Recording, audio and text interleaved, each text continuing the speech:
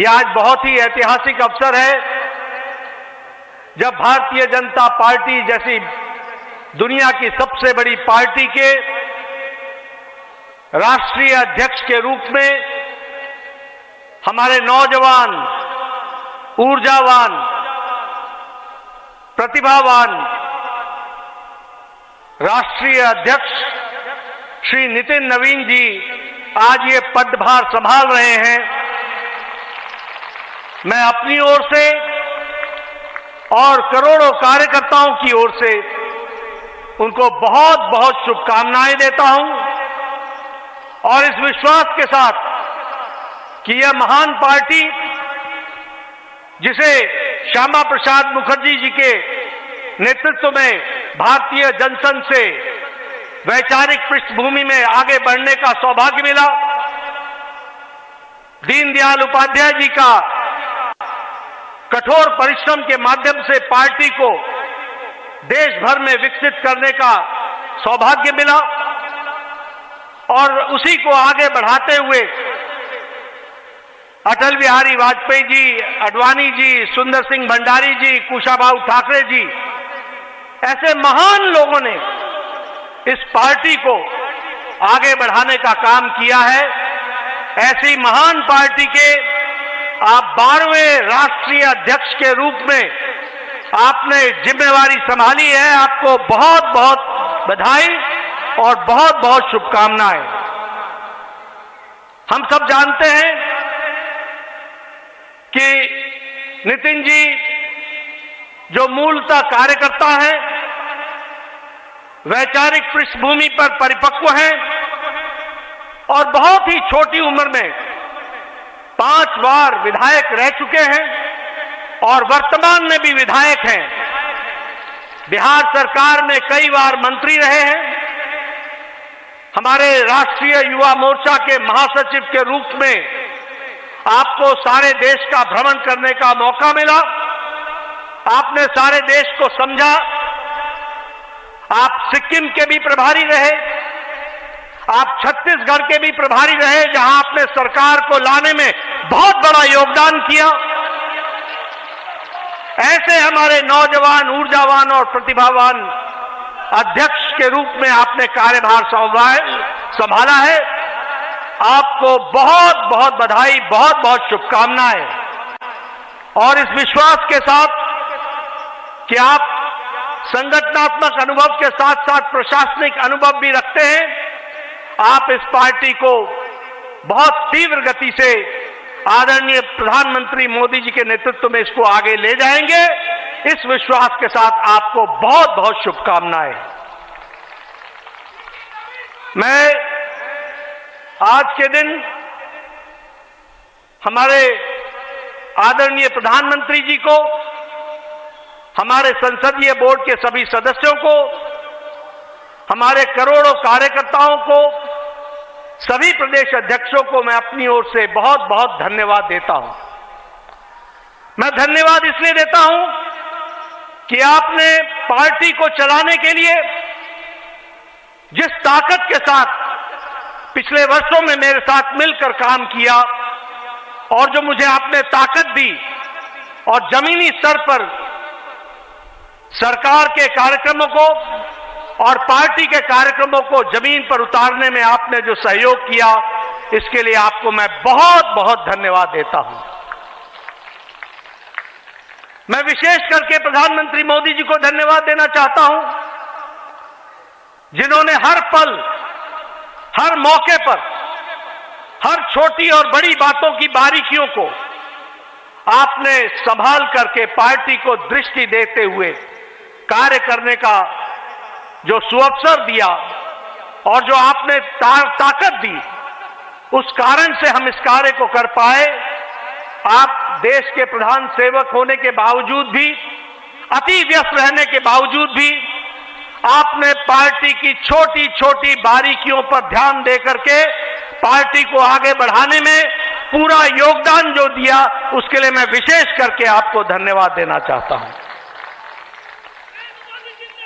मित्रों, हमें यह ध्यान रखना चाहिए कि 2014 से आदरणीय प्रधानमंत्री मोदी जी के नेतृत्व में जो ये भारतीय जनता पार्टी का विजय यात्रा, विजय रथ चला है, वो बिना रुके हुए आगे बढ़ रहा है।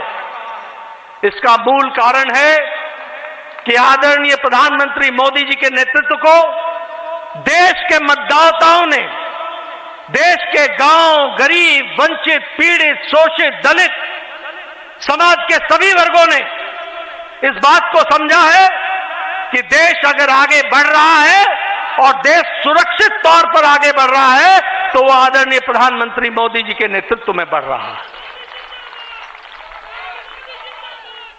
हमने देखा कि जब 2024 के लोकसभा चुनाव में जो हमारी आशा थी, उस आशा तक नतीजे नहीं आए। इस नतीजों ने न सिर्फ पार्टी बल्कि देश के जनमानस को हैरान किया। एक देश के मतदाताओं के मन में कसक पैदा हुई, देश के मतदाताओं के मन में एक टीस पैदा हुई और आपने देखा होगा कि देश के मतदाताओं ने ठान लिया कि अब कोई भी चुनाव आएगा तो मोदी जी को भरपूर आशीर्वाद देंगे और देश में पार्टी को आगे बढ़ाने में काम करेंगे।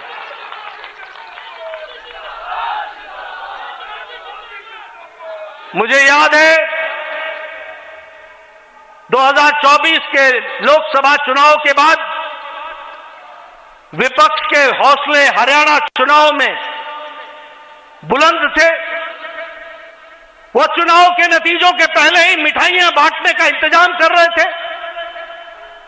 उनको यह मालूम नहीं था कि देश की मतदाताओं ने और हरियाणा के मतदाताओं ने तय कर लिया है, जो कभी ओवर कॉन्फिडेंस के कारण थोड़ी मोड़ी छोटी मोटी त्रुटि रह गई थी, उसको बाकायदा सूद समेत वापस देंगे और वह हरियाणा के चुनाव में उन्होंने करके दिया।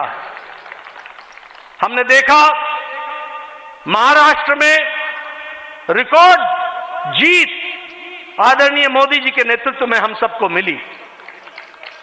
हमने देखा हम यहां पर विजय उत्सव मनाते थे। विजय उत्सव में बार बार दिल्ली के कार्यकर्ता आते थे, लेकिन दिल्ली के कार्यकर्ता अपना दिल्ली का उत्सव नहीं मना पाते थे।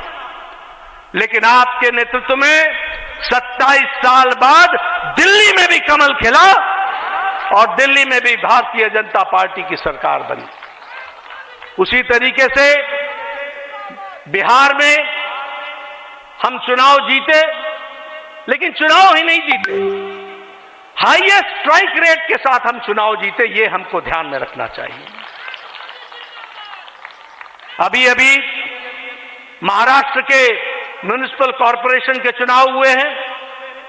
आपको जानकर खुशी होगी कि 29 में से 25 municipal corporation Bharatiya Janata party ने और एनडीए ने जीती है। और आपको जानकर यह भी खुशी होगी कि बीएमसी में, बॉम्बे म्युनिसिपल कॉरपोरेशन में, मुंबई म्युनिसिपल कॉरपोरेशन में हम लार्जेस्ट पार्टी के रूप में जीत करके आए हैं। इस तरीके से हमने देखा है। गोवा के पंचायत के चुनाव हमने जीते। हमारे राजीव चंद्रशेखर जी यहां बैठे हैं। तिरुवनंतपुरम में पहली बार कमल खिला है, केरला में, इसको भी हमको ध्यान में रखना चाहिए। और आजादी के बाद जितने भी लोकसभा चुनाव हुए, पहली बार लोकसभा में केरल में भी हमने चुनाव जीता। यह भी हमारे ध्यान में होना चाहिए। इसलिए प्रधानमंत्री मोदी जी के नेतृत्व में 2014 के बाद जो विजय रथ चला है, वो पूरी ताकत के साथ देश के मतदाताओं के आशीर्वाद के माध्यम से चलता हुआ आगे बढ़ रहा है और अब वो नितिन नवीन जी के नेतृत्व में आगे बढ़ेगा, यह विश्वास हमें है। मैं यहां यह भी कहना चाहता हूं कि हमारी आज 20 राज्यों में सरकार है एनडीए की, 13 राज्यों में भारतीय जनता पार्टी की सरकार है। और अगर हम देखें तो गुजरात में हम 6 बार लगातार सरकार में विराजमान है।